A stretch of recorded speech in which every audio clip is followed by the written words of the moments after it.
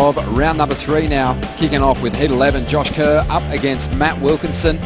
2 Australians fighting it out for a spot in round 4. Gabriel Medina so strong in that last heat, getting the win over CJ Hobgood. He's moved through to Heat 4 of round 4, and he's currently just outside the top 10 in 11th position. Ronnie Blakey joined by Ross Williams, and it's Matt Wilkinson who takes the first wave here. A strong opening manoeuvre, draws off the bottom and gets a huge fin-free top turn on the second move option. And that wave just dies on the inside. 27 minutes to go, a good start for Wilco. And the results are starting to improve. Yeah, he's been working a lot with Glenn Microhall, not only with the heat strategy, but also just staying active. As you see, a couple of big snaps from Matty Wilco, but then he got caught behind that last section. So not the the exciting finish that he wanted for that wave. That's going to keep the score just so-so. And timing is everything. You really need to be in rhythm with the best waves out there. We saw Gabriel Medina definitely hook up with the best waves in that last heat. A 4.83 for Wilkinson on his first wave. And he takes the early lead. Josh Kerr, he also had a quick ride, but just got a 1-point ride. So Josh now out the back with priority. And here is the replay of Josh's first effort. So Josh Kerr trying to time that section, and you can see he got caught underneath the lip, so he went for that grab, that Kersey flip, and he can pull those off pretty easily, but that's always a tough maneuver when that wave's kind of bending out to sea. Sizey set wave. And using priority is Josh Kerr, an easy decision here. And he's going to draw off the bottom and digs into a nice big carve. And, well, just loses the second turn. And you could see the frustration there because that was a really solid start to that ride. I could even hear him. That was crazy. He gave out the full warrior cry. He was bummed because that wave was Sizey, it was well overhead. And you just see how refined Josh's rail game has become over the years. It wasn't always this strong. It's a joke how pretty it is this afternoon. Such a fun arena for these guys to compete in. Nice carve to start, and to watch that fins release right there. That backwash created all that turbulence. And when his fins and his rail disengaged, that's when it skipped out on him. Unfortunate there for Josh. So Matt Wilkinson dodges a bit of a bullet there, because that could have potentially been a huge score for Josh if he was able to finish that wave off with his hair permed, carrying the board with rollerblades on. He's a lot more focused these days. Let's see what he can do with this ride. Using priority, gets caught behind, and he's not going to get in front of it. So a couple of mistakes from both competitors, Ross. Keeping up with the wave, you can outrun it. So prime example there for Matty Wilkins, just getting caught behind. Well, we're staring straight into the sun, and the competitors, they're getting a little bit lost in that backlit light. As he came around from that turn, his fin skipped out on one of those rapids that were actually pulling back out through the lineup. So maybe it's the first wave of the set that has it on it, but that was what happened right there on that wave. You could definitely see he just lost control on the bottom turn. Kind of threw him up into the lip just a little too high there. Yeah, there's that rip that Strider's talking about, and definitely on that wave it had some backwash. That wave was breathing up and down, and made his fins disengage. Some good hits, in the past. When I get in the tour, he beat me a couple times, and yeah, now I'm stoked to get the win, and yeah, I'm happy. Sounds like a sentimental moment for both of you. You were telling me. I know CJ is his last year, he's retired, and I don't know, I didn't want to, I just want to surf my best, I never know, he's a really good surfer, and as I said, he beat me a couple times in past, so I didn't want to give him a chance, and I was competing like any heat, CJ is as good as anyone on the tour, So much power and plenty of speed. He's going to be a major threat moving forward in this event. During that interview, Matt Wilkinson had a beautiful ride.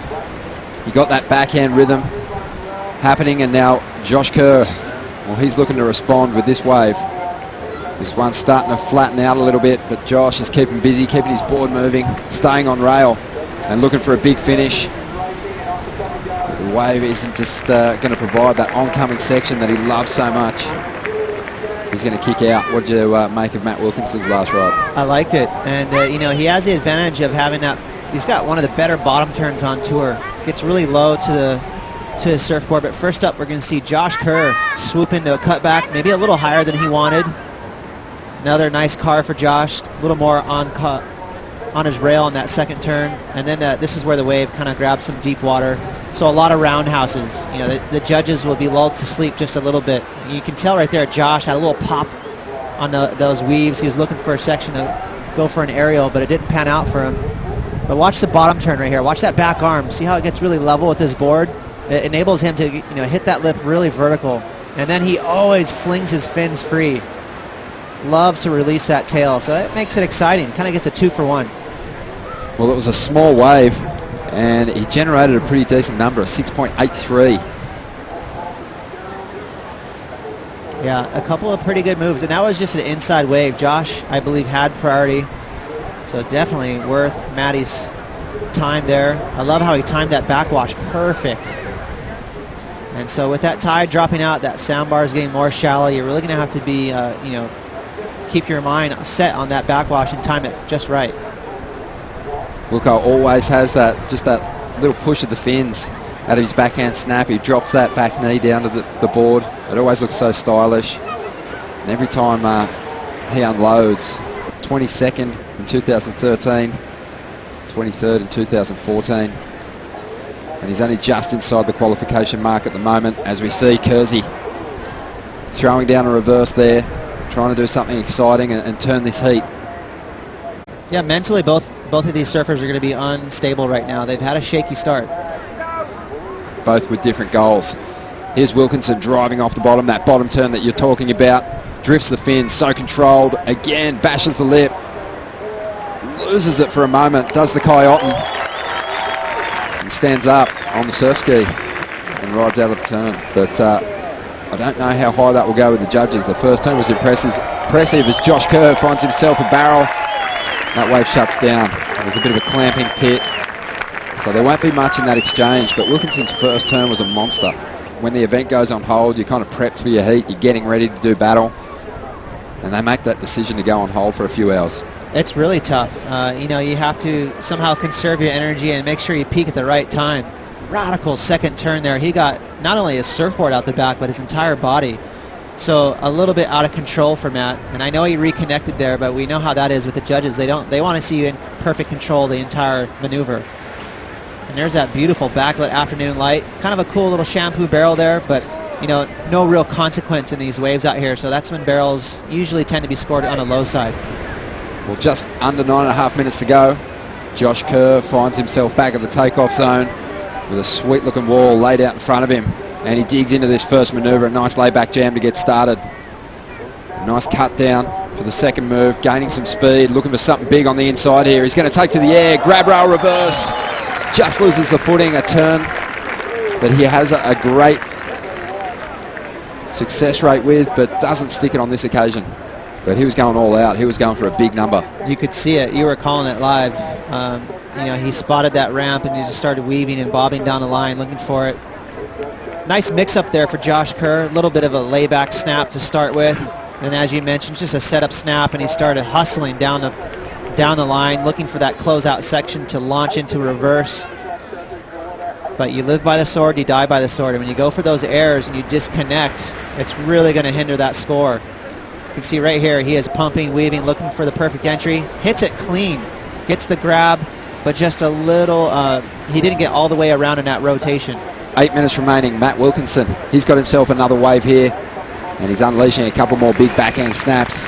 He liked the feel of those turns, but I'm feeling like he's just begging for a couple more opportunities down the line. He wants to convert. He wants to get a big number on the board.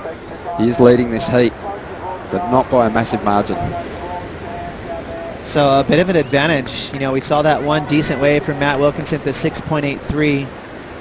If he can pile on an excellent score on top of that, he's going to all of a sudden fly way into a comfortable lead over Josh. Josh still scrambling for that first solid score.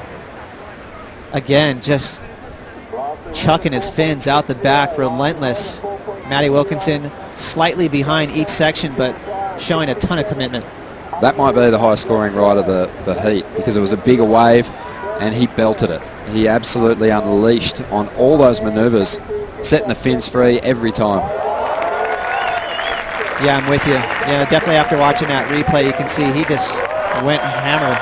Well, get set. Here goes Josh Kerr. He's looking for a big answer here. Maintaining speed, heading down the line. Look out for something big as he loads up and throws a little alley-oop. Not a huge turn, but still, he gets an oncoming section on the inside. He's going to drift a reverse.